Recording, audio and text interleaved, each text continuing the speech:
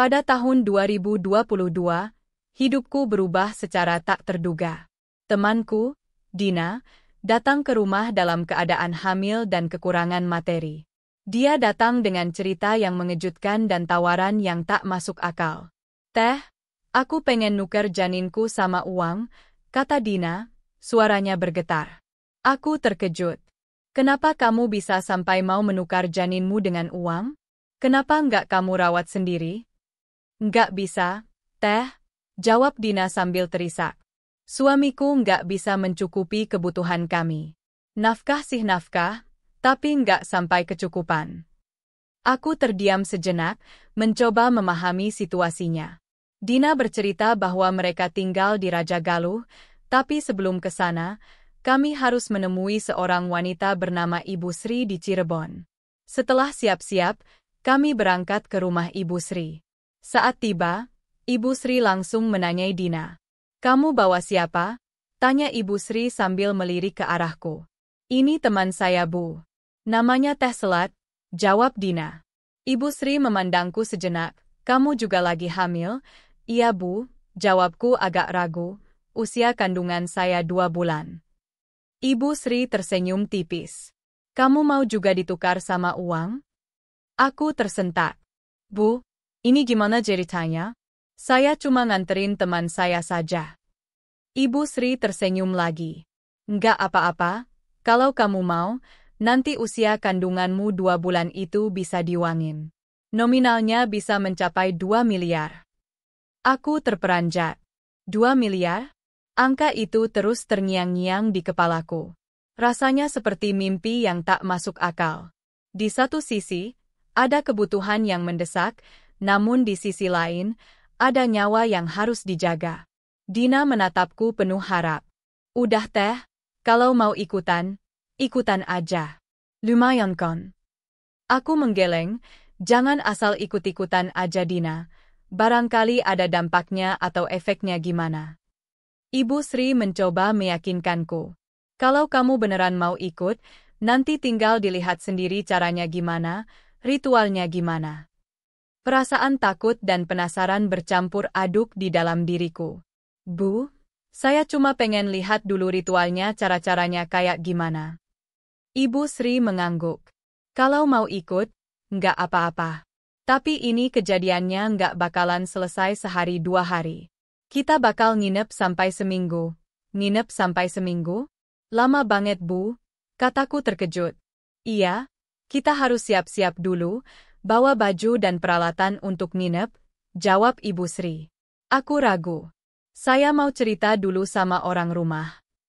"Kalau cerita, pasti nggak bakal diizinin," kata Ibu Sri tegas. "Ini demi kebaikan kamu.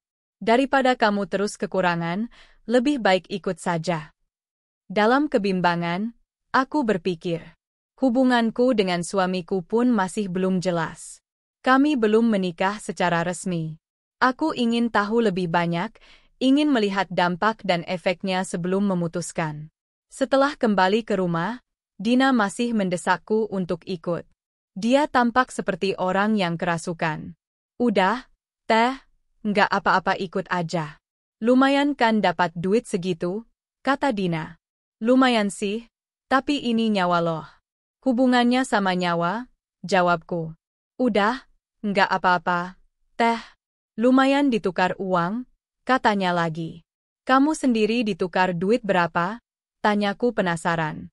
"Nih, saya udah jalan 7 bulan. Jadi saya dapat 6 miliar, jawab Dina dengan mata berbinar. Aku sempat bercanda. "Kalau kamu dapat 6 miliar, bagi-bagi ya." "Ya jangan Teh. Saya juga banyak kebutuhan. Saya udah mikirin mau beli rumah, beli barang-barang." Aku menggeleng. Saya nggak langsung ikutan. Saya cuma pengen lihat dulu gimana. "Ya udah deh, nggak apa-apa. Nanti hari Kamis saya jemput," kata Dina. Hari Kamis tiba dan Dina datang menjemput. Aku sempat berbicara dengan kakakku, Teh Sheila. "Teh, aku mau ke Raja Galuh seminggu, nginep di saudaranya teman." Aku nggak cerita yang sebenarnya, aku hanya bilang mau nganterin teman, nginep seminggu. Kakakku mengangguk, mengizinkan. Jangan lebih dari 1 minggu ya, katanya. Iya teh nggak akan lebih dari 1 minggu, jawabku. Hari Kamis tiba, hari Kamis itu Dina menjemputku. Assalamualaikum, sapanya. Waalaikumsalam, jadi nggak teh Ayu? Tanya Dina dengan semangat. Kami pun berangkat. Meski ada perasaan tidak enak, aku ikut juga. Perjalanan dimulai dengan sedikit insiden, jatuh dari motor dan keserempet, namun Dina baik-baik saja. Akhirnya, kami tiba di rumah Ibu Sri. Di sana, kami disambut dan diajak minum-minum sambil menunggu. Ibu Sri sudah siap dan kami berangkat jam 2 siang naik Elf. Setelah sampai tujuan, kami disambut oleh seorang wanita yang ternyata istri dari Aki Kuncen. Kami dibawa ke rumah yang tampak sepi, hanya ada 2 rumah di sana. Malamnya gelap gulita, hanya diterangi lilin dan lampu patromak. Kami masuk dan duduk di dalam rumah. Tak lama, Aki Kuncen datang. Dia mengulurkan tangan untuk bersalaman. Kamu juga mau ikutan? Tanyanya. Saya nggak ikutan, Pak. Saya cuma mau lihat aja, jawabku cepat. Jangan panggil saya Bapak. Panggil saya Aki aja, katanya. Oh, ya udah Ki, saya cuma mau lihat aja. Nggak boleh kalau cuma lihat. Kalau mau lihat, ceritakan ke Ibu Sri, kata Aki Kuncen tegas. Bu, ini gimana? Kan saya dari awal niatnya cuma ngantar Dina. Saya nggak pengen ikut, kataku panik. Udah nggak apa-apa. Nanti biar ibu yang ngomong, kata istrinya menenangkan. Aki Kuncen mulai mengajukan syarat-syaratnya. Mau dilihat dulu keadaan perutnya gimana, katanya sambil menunjuk perut Dina. Berdiri dulu. Aki Kuncen memegang perutnya. Ini agak susah. Sudah jadi bayi ini. Yang lebih gampang ini, katanya sambil menunjuk ke arahku. Aduh jangan saya dulu, Ki. Saya nggak mau, kataku cepat. Saya cuma datang ke sini mau lihat dulu. Apa teman kamu berhasil, baru kamu mau ikut? Tanya Aki Kuncen. Ibu Sri menanyakan kesulitan yang dihadapi Aki Kuncen. Ini susah gimana, Ki? Tanyanya. Susah? Ini sudah berbentuk bayi. Sudah gerak-gerak. Jadi nggak cukup 1 makhluk, kata Aki Kuncen dengan serius. Aku terkejut. 1 makhluk? Ini hubungannya sama apa? Kok jadi kayak nyeremin gitu? Pikirku. Aku hanya bisa diam dan melihat, merasa bingung dan takut. Aki Kuncen meminta mahar sebesar 1,5 juta untuk membeli persyaratan-persyaratan ritual. Ibu Sri menyanggupi. Udah nggak apa-apa. Kamu bawa uang berapa? Tanya Ibu Sri pada Dina. Saya cuma bawa 500.000 rupiah, Bu, jawab Dina. Ya udah, Ibu ada pegangan. Untung Ibu bawa duit, kata Ibu Sri. Dia memberikan uang 1,5 juta kepada Aki Kuncen. Setelah itu, kami disuruh menunggu. Aki Kuncen pergi dan kami hanya ngobrol-ngobrol saja sambil minum teh. Tak lama, habis maghrib, Aki Kuncen kembali. Bau bunga dan menyan menyelimuti rumahnya.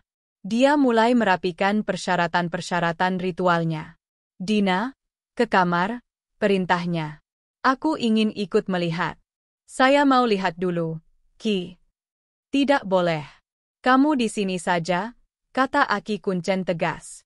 Ibu Sri menarikku. Nok, di sini aja. Jangan ikut, katanya. Aku hanya bisa menuruti dan menunggu. Dina kemudian disuruh masuk kamar dan aku merasa gelisah. Kemudian, Aki Kuncen meminta Dina untuk menanggalkan semua pakaiannya. Aku terkejut dan bingung. Kenapa harus telanjang Ki? Pikirku. Dina, dengan ragu, akhirnya menurut. Dia berdiri telanjang di depan kami. Ibu Sri hanya menatapnya dengan tenang, sementara aku merasa aneh dan tidak nyaman. Kemudian, Aki Kuncen mengambil sehelai kain merah yang dibeli sebelumnya dan memakaikannya pada Dina. Sebelum itu, Dina disuruh mengunyah sesuatu yang mirip kayu manis dan meminumnya dengan air yang terlihat seperti darah. Aku hampir berteriak. Kenapa harus minum darah? Pikirku. Ibu Sri memarahi aku. Diam aja, katanya tegas. Aku terpaksa diam dan melihat Dina mengikuti instruksi dengan takut-takut. Setelah selesai, Aki Kuncen memakaikan kain merah pada Dina dan menyuruhnya keluar rumah. Aku mengikuti dari belakang bersama Ibu Sri. Di luar, bau sumur yang menyengat membuatku mual. Ada 2 sumur di sana, 1 dari bata dan 1 dari semen. Air di sumur bata sangat keruh dan berbau busuk. Aku melihat Dina dengan perasaan campur aduk. Apa yang sedang terjadi di sini? Pikirku. Dina kemudian dimandikan dengan air dari sumur bata yang keruh. Bau busuknya membuatku semakin mual, apalagi dengan kandungan 2 bulan yang membuatku sering pusing dan mual. Tapi aku menahan diri untuk tidak muntah karena takut dimarahi lagi. Setelah dimandikan dengan air keruh, Dina diminta makan lagi kayu manis dan minum air yang terlihat seperti darah. Lalu, dia dimandikan dengan air dari sumur semen yang penuh bunga. Aki Kuncen kemudian mengambil semacam tempat untuk menyan dan mengusapkannya ke perut Dina. Lalu, dia mengoleskan bubuk kayu manis yang sudah ditumbuk ke perut Dina. Aku melihat Dina meringis kesakitan. Aku semakin bingung dan cemas. Kenapa dia kesakitan? Pikirku. Setelah itu, Dina disuruh buang air kecil ke dalam baskom. Air kencingnya dibagi 2 oleh Aki Kuncen. Salah satu bagian dicampur dengan minyak untuk orang meninggal, bunga mawar, melati, kantil, dan darah ayam. Lalu, Aki Kuncen menyuruh Dina minum campuran itu. Dina langsung muntah setelah meminumnya. Aku terkejut melihat muntahannya yang berupa darah dan gumpalan daging. Aku hanya bisa diam dan melihat dengan perasaan takut dan bingung. Apa yang sebenarnya terjadi di sini? Pikirku. Muntah Dina berbentuk gumpalan-gumpalan darah yang kental dan kotak-kotak. Aku menahan mual, tetapi pemandangan itu benar-benar membuatku ingin muntah. Dina terlihat lemas dan Aki Kuncen segera membopongnya. Saya mau nolongin Ki, kataku. Jangan ada tangan orang lain yang menyentuhnya, kata Aki Kuncen tegas. Dia sudah kesentuh air suci. Yang boleh megang cuma saya. Aku hanya bisa diam dan menatap. Dina kemudian didudukkan di sofa dekatku, sementara aku duduk di sebelah Ibu Sri. Tiba-tiba, ada seorang anak kecil datang. Rambutnya panjang dan wajahnya cantik sekali. Ayo main sama aku, kata anak kecil itu sambil menarik tangan Dina. Aku heran. Makhluk apa ini? Anak siapa ini? Bukannya Aki Kuncen bilang mereka nggak punya anak yang tinggal di sini? Aku semakin gelisah. Anak kecil itu tampak begitu cantik, tidak menakutkan, namun kehadirannya sangat misterius. Aku duduk merapat ke Ibu Sri, memegang tangannya erat sambil membaca doa-doa yang kuingat. Tak lama kemudian, muncul sosok besar, tinggi, dan hitam di belakang anak kecil itu. Aku terkejut dan takut. Ibu Sri juga terlihat kaget. Apa itu? Bisikku ketakutan. Sosok itu semakin mendekat. Dina, yang awalnya lemas, tiba-tiba bangun sendiri tanpa disentuh. Aku tidak percaya dengan apa yang kulihat. Bagaimana bisa begitu? Pikirku. Aku melihat kakinya Dina terangkat dan seolah-olah melayang. Ketika dia ambruk, aku melihat cahaya lilin dan cempor yang menerangi sedikit ruangan. Dengan bantuan cahaya dari HP-ku, aku melihat lebih jelas. Kakinya menempel ke lantai ubin yang dingin. Dina seperti digeret oleh sesuatu yang tak kasat mata. Aki Kuncen datang dan mulai berbicara dengan sosok tinggi dan hitam itu. Mereka masuk ke kamar dan aku melihat sosok yang menyerupai kuntilanak. Aku terkejut dan mual. Aduh, kok sampai kayak gini banget makhluknya? Pikirku. Aku menarik nafas panjang dan berkata ke Ibu Sri, Bu, ini yang namanya jinnya yang mana? Kok yang datang kayak kuntilanak, genderuwo, dan anak kecil? Ibu Sri tampak bingung, udahlah tinggal dilihatin aja kayak gimana, katanya sambil menarikku untuk duduk kembali. Aku memindahkan posisi dudukku ke sofa dekat kamar Aki Kuncen. Dari sana, aku bisa melihat lebih jelas apa yang terjadi di dalam kamar. Aku merasa semakin ketakutan, namun tak bisa berpaling. Aku melihat kain yang menutupi tubuh Dina dibuka. Di dalam cahaya yang redup, aku melihat tangan-tangan berbulu menyentuh tubuhnya. Dina digerayangi oleh makhluk-makhluk itu, terutama di perutnya. Aku merasa merinding dan mual. Kenapa harus begini? Pikirku. Sosok kuntilanak hanya bisa tertawa, tidak bisa menyentuh Dina. Aku bertanya ke Ibu Sri lagi, Bu, itu diapain? Nggak tahu, tenang aja. Teman kamu nggak apa-apa, kata Ibu Sri berusaha menenangkan.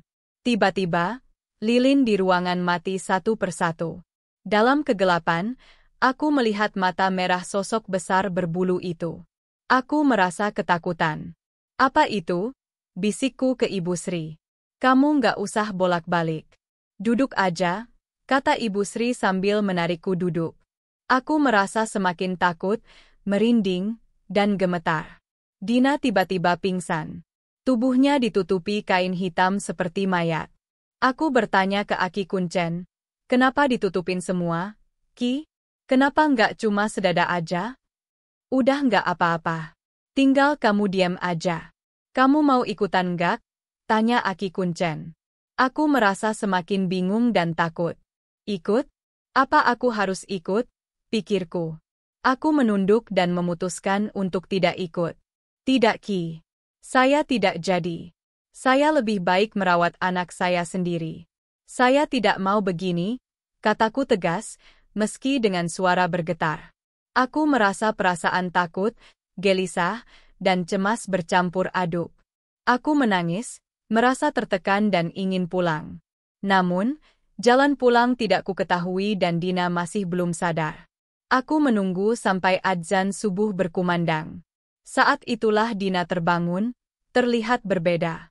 Wajahnya berubah, auranya pun berbeda, meski perutnya masih tampak hamil. Kamu gak apa-apa? Tanjaku khawatir. Enggak apa-apa teh. Teteh mau ikut? Tanya Dina. Tidak deh. Saya tidak mau. Saya melihat kamu tadi sudah membuat saya cemas dan takut. Saya nggak mau mengalami hal yang sama, jawabku sambil menangis. Oh ya udah, kalau teteh nggak mau, Dina jalan sendiri aja, katanya. Tidak, saya akan menemani kamu. Saya tidak akan meninggalkan kamu sendirian di sini. Tapi saya tidak akan ikut, kataku tegas. Aki Kuncen datang lagi setelah minum kopi. Gimana Ki? Tanya Ibu Sri. Aki Kuncen menjawab, udah tenang aja, lagi proses. Aku bertanya lagi, kenapa harus ditutupin semua Ki? Kenapa nggak cuma sedada aja? Nggak apa-apa, tinggal kamu diam aja. Kamu mau ikutan nggak? Tanya Aki Kuncen lagi. Aku menolak lagi. Tidak Ki, saya tidak mau. Saya lebih baik merawat anak saya sendiri, kataku tegas. Dina menceritakan bahwa dia merasa sakit perut yang luar biasa dan tidak sadar saat muntah. Saya muntah, Teh?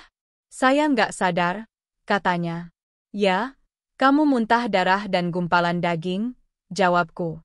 Ibu Sri menyuruh kami berhenti bicara saat Aki Kuncen datang lagi. Ayo Neng, lanjut yang terakhir, kata Aki Kuncen kepada Dina. Saya melangkah maju, meninggalkan ruangan sebelumnya, dan menuju kamar Dina. Tidak tahu mengapa, tiba-tiba Dina menarik tangan saya dengan kuat. Teh, temenin Dina, Teh, katanya dengan suara gemetar. Tangan kanan saya digenggam erat, tapi Ibu Sri menarik tangan saya yang lain. Udah, biarin, tinggal kamu lepasin tangannya Dina. Saya melepaskan genggaman tangan Dina. Tidak lama setelah itu, Dina masuk kamar dan mulai menangis histeris. Air mata mengalir deras di wajahnya, suara tangisannya menggema di seluruh ruangan. Saya bingung, Bu, kenapa Dina nangis sampai sesenggukan begitu? Ibu Sri hanya menggeleng pelan, nggak apa-apa, udah nggak apa-apa. Kamar Dina hanya ditutup oleh tirai tipis yang membatasi pandangan saya, tapi saya masih bisa melihat sedikit dari celahnya. Dalam keheningan yang mencekam, kain tirai itu dibuka oleh Aki Kuncen. Namun, yang membuat bulu kuduk saya merinding, makhluk itu masih ada di sana, tidak bergerak sedikit pun. Pandangan saya teralihkan ke baskom di tengah ruangan. Air di dalamnya berubah menjadi cairan berwarna kuning seperti air kencing yang bercampur dengan darah ayam dan bunga-bungaan. Makhluk itu, dengan bentuk yang mengerikan, mendekati baskom dan mulai meminumnya. Kuntilanak yang ada di pojok ruangan tertawa keras, meskipun ia tidak ikut bergabung dengan makhluk-makhluk lainnya. Saya menyaksikan dengan ngeri. Genderuwo berbulu lebat juga ikut meminum cairan di baskom, diikuti oleh anak kecil yang tadi saya lihat. Rasa takut menjalar di seluruh tubuh saya. Ini bukan manusia biasa, pikir saya dengan napas tertahan. Saya menoleh ke Ibu Sri, berharap mendapat penjelasan. Bu, anak kecil itu ikut minum juga? Saya tidak tahu harus berbicara dengan siapa. Hanya bisa melihat, merasakan ketakutan yang semakin mencekam. Ketika cairan di baskom habis, makhluk-makhluk itu masih berada di tempatnya, tertawa tanpa henti, seakan menikmati setiap detik dari ketakutan yang mereka ciptakan. Tirai yang menutupi kamar Dina kembali terbuka, dan saya melihat mereka memakaikan baju ke tubuhnya lagi. Dalam proses itu, Dina sempat mengeluh, jangan kayak gitu. Sakit. Suaranya terdengar jelas, tetapi tidak jelas kepada siapa ia berbicara. Ucapan itu diulang beberapa kali, membuat saya semakin cemas. Saya berpikir, mungkin setelah ini Dina akan segera keluar. Tapi ternyata tidak. Aki Kuncen keluar dari kamar terlebih dahulu, membawa sesuatu yang menyerupai benda yang digunakan saat mandi. Dia meminta gunting kepada istrinya, Emak, yang segera mengambilkannya. Aki Kuncen kemudian memotong sedikit rambut Emak, bukan rambut Dina, dan menaburkannya ke dalam wadah yang digunakan untuk ritual.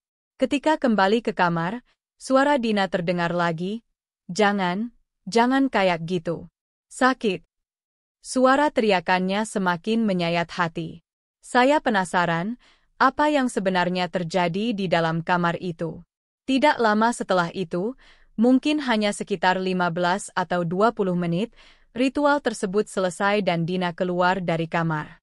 Saya mendekatinya, kamu tadi teriak-teriak kenapa?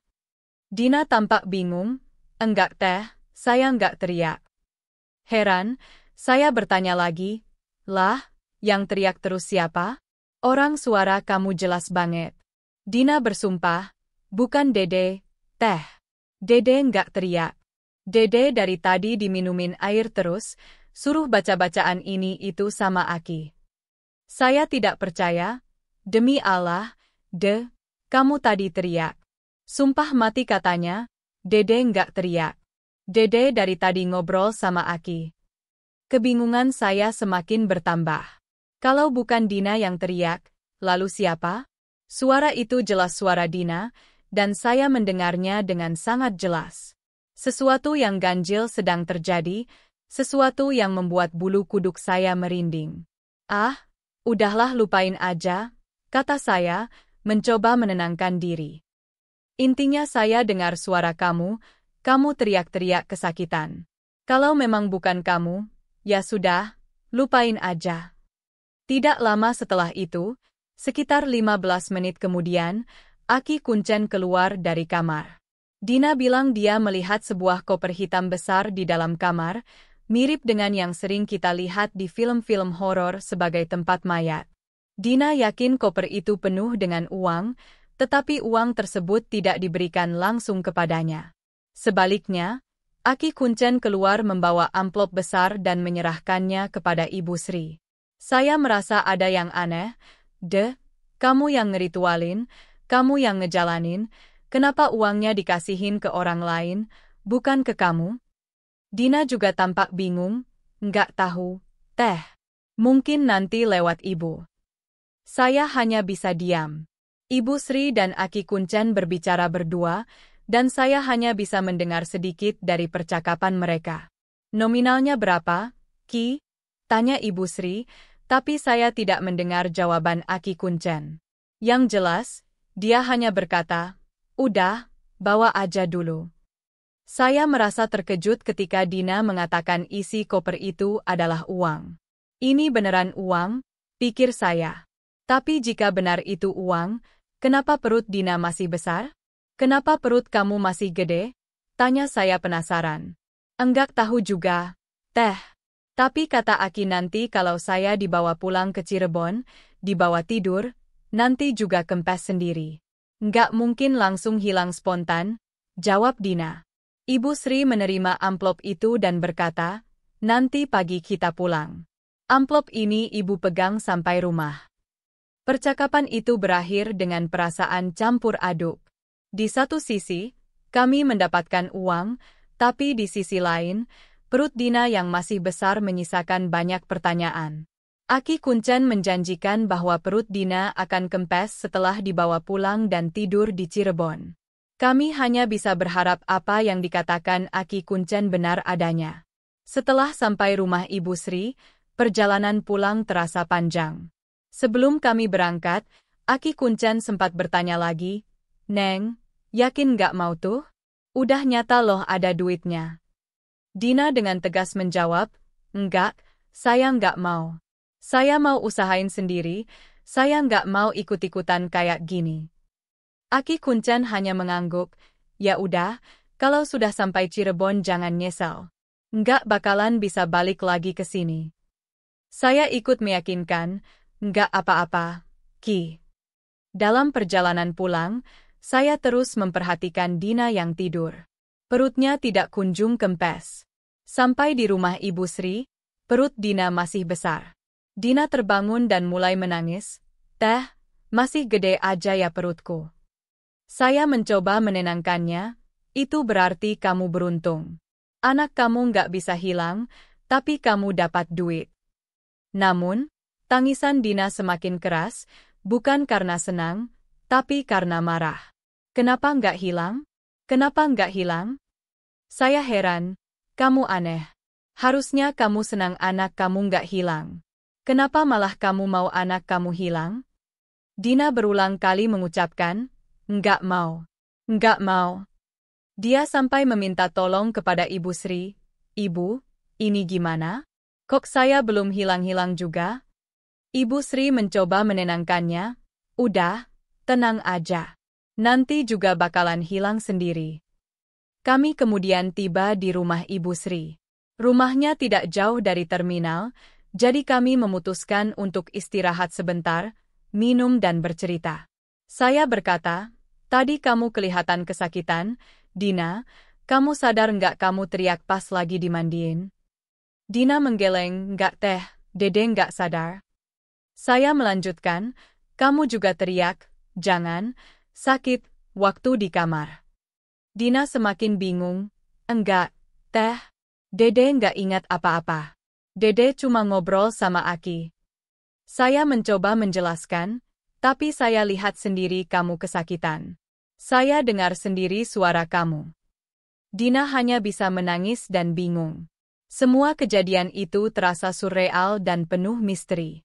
Kami hanya bisa berharap apa yang dikatakan Aki Kuncen benar, bahwa perut Dina akan kempes setelah dibawa pulang dan tidur di Cirebon. Tapi untuk saat ini, ketidakpastian dan rasa takut masih menyelimuti kami semua.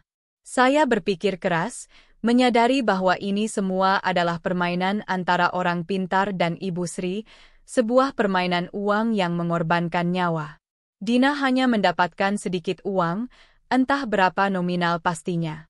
Uang yang diterimanya tidak sebanding dengan nyawa yang harus dikorbankan. Dina menjadi tumbal, dan saya merasa sangat bersyukur karena tidak ikut terjerumus dalam hal ini.